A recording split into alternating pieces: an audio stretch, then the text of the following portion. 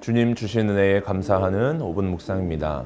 오늘은 사무엘하 10장 1절에서 8절 말씀을 통해 두려움에 매이면 잘못된 판단을 내린다라는 제목으로 은혜 나누겠습니다. 암몬의 왕 나하스가 죽게 되었습니다. 나하스는 사울이 이스라엘 왕으로 있을 때 사울에게 패배했던 왕이었습니다. 암몬은 이스라엘과 적대적인 관계였습니다. 그러나 사울의 뒤를 이어 이스라엘의 지도자가 된 다윗은 암몬의 왕 나하스와 화친을 맺었던 것으로 보입니다. 암몬의 왕 나하스가 죽었다는 소식을 들은 다윗은 나하스 왕의 죽음을 조문하기 위해서 신하들을 나하스의 아들 한운에게 보냈습니다. 그러나 나하스의 아들 한운과 암몬의 관리들은 다윗의 신하들의 방문을 곱게 보지 않았습니다. 왕의 죽음, 아버지의 죽음을 함께 애도하고 위로하기 위한 다윗의 마음은 헤아리지 못한 채 오해하여 잘못된 결과를 초래하게 됩니다. 내용 관찰 첫 번째 질문입니다. 암몬의 관리들은 다윗의 신하들이 방문한 이유가 무엇이라고 한운에게 말합니까? 한운은 갑작스러운 아버지의 죽음으로 왕이 된 인물입니다. 이런 상황 속에서 한운이 의지할 만한 자들이라고는 아버지와 함께 했던 관리들일 것입니다. 그러나 암몬의 관리들은 다윗의 행동에 대해서 잘못된 해석을 내놓습니다. 암몬의 관리들은 한운에게 다윗의 신하들의 방문이 한운의 아버지 나하스를 공경해서가 아니라고 하였습니다. 다윗의 신하들이 방문한 이유는 이성을 엿보고 탐지하여 함락시키기 위함이라고 말하였습니다.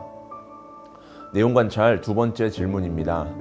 한운은 다윗의 신하들을 어떻게 모욕합니까?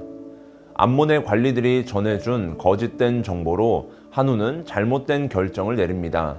아버지의 죽음을 조문하기 위해서 온 다윗의 관리들은 한운으로 인해서 모욕을 당하게 됩니다. 한운은 다윗의 신하들을 잡아서 그들의 수염의 절반을 깎았습니다. 그들이 입고 있는 옷을 잘라 하반신이 다 드러나게 모욕을 하였습니다. 연구와 묵상입니다. 한운은 왜 관리들의 말을 그대로 믿고 외교적 결례까지 범합니까? 한운은 아버지의 죽음으로 왕이 되었습니다. 한 나라의 지도자가 바뀔 때는 내부적으로도 외부적으로도 굉장히 불안정한 상태입니다. 더군다나 왕위 계승이 오랜 시간 준비되어서 단계적으로 이루어진 것이 아니라 아버지의 죽음으로 갑작스럽게 왕이 되었습니다. 정치적으로, 외교적으로 불안정한 상황일수록 지도자의 판단 능력이 중요하게 작용합니다. 그러나 한운은 주어진 상황에서 두려움과 불안에 휩싸인 나머지 상황 판단력, 분별력이 좋지 못하였습니다. 다윗은 분명 아버지 나하스의 죽음을 함께 애도하기 위해서 뒤이어 왕이 된 한운과도 좋은 관계를 유지하기 위해서 신하들을 보냈습니다. 그러나 한운은 불안과 두려움으로 인해 잘못된 결정을 하고 정치적으로 불안한 상황에 천군만마를 얻을 수 있는 기회를 놓쳤습니다. 신하들의 잘못된 보고를 받은 한운은 다윗의 행동이 자신에게 위협이 되는 행동으로 오해하였습니다. 오히려 자신의 불안과 두려움을 감추기 위해서 더 자극적이고 잔인한 반응을 보였습니다. 느낀 점입니다. 두려움과 상처에 사로잡혀 왜곡된 판단을 내린 한운을 보며 무엇을 느낍니까? 우리도 두려움과 불안이 우리의 마음속을 채우고 있다면 올바른 판단을 하지 못할 수도 있습니다. 두려움과 불안이 있다는 것은 우리를 돌보시는 하나님을 향한 온전한 신뢰가 없다는 뜻이기도 합니다.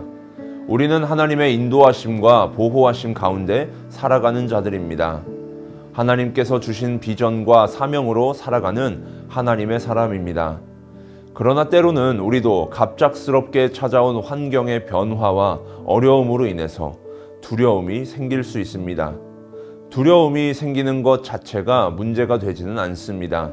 그러나 하나님의 사람은 두려움과 고난의 상황 속에서도 다시 하나님을 바라보고 의지하고 하나님께 부르짖을 수 있습니다.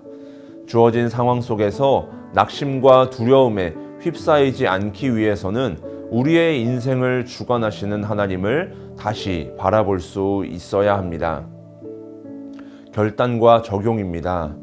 두려움과 상처에 사로잡혀 잘못된 판단을 내린 적은 언제입니까? 두려움을 극복하고 하나님의 뜻에 따라 지혜로운 판단을 내리기 위해 오늘 무엇을 실천하겠습니까? 먼저는 우리가 잘못된 판단을 하게 되는 두려움과 상처가 회복되어야 합니다. 두려움과 상처를 딛고 일어설 수 있어야 합니다. 우리의 힘으로 하는 것이 아니라 하나님 안에서 위로를 얻고 회복이 되어야 합니다. 그 후에 하나님과 더욱 가까워져야 합니다. 또다시 고난과 역경, 두려움이 찾아올 때에 하나님과 가까워져야 합니다. 나의 인생을 주관하시는 하나님을 의지할 때 주님이 주시는 평강을 맛보아야 합니다. 온 세상이 홍수로 덮일 때에 하나님의 말씀을 따라 방주 안에서 생명을 건질 수 있었던 노아의 가족들처럼, 파도치는 바다 한가운데 떠 있는 배 안에서도 잠을 잘 수 있었던 예수님처럼 우리에게도 주어진 환경의 어려움 속에서도 주께서 주시는 평강이 우리 안에 가득 채워져야 합니다. 근심과 걱정, 두려움은 우리의 지혜를 어둡게 합니다. 우리에게 주어진 상황이나 환경은 우리를 근심과 걱정으로 몰고 갑니다. 그러나 그 위에 하나님이 계시다는 것을 잊지 않아야 합니다. 모든 환경을 주관하시는 하나님을 바라보며 더 큰 은혜를 베푸시는 하나님을 기대해야 합니다. 우리 인생의 주관자 되시는 하나님과 함께할 때 우리에게 다가오는 고난이 인생의 위기가 아니라 기회로 다가옵니다. 하나님과 더욱 가까워지고 하나님의 성품을 닮아가는 기회가 됩니다. 이 시간 함께 한 마음으로 합심하여 기도합시다. 말씀을 기억하면서 내 안에 근심과 걱정, 두려움은 사라지고 온전히 하나님만 바라보는 신앙으로 회복의 은혜를 더하여 주소서. 교회와 담임 목사님을 위해서 기도하실 때 성문교회가 주신 사명 잘 감당하는 교회가 되게 하시고, 세워주신 담임 목사님 영육간의 강건함을 더하여 주셔서 맡겨진 양들을 잘 돌보는 선한 목자 되게 하소서. 영가족들을 위해서 기도하실 때 육신의 질병과 영혼의 아픔, 환경의 어려움과 경제적인 어려움 가운데 놓인 영가족들에게 회복의 은혜를 주시고 기쁨과 감사가 가득하게 하소서.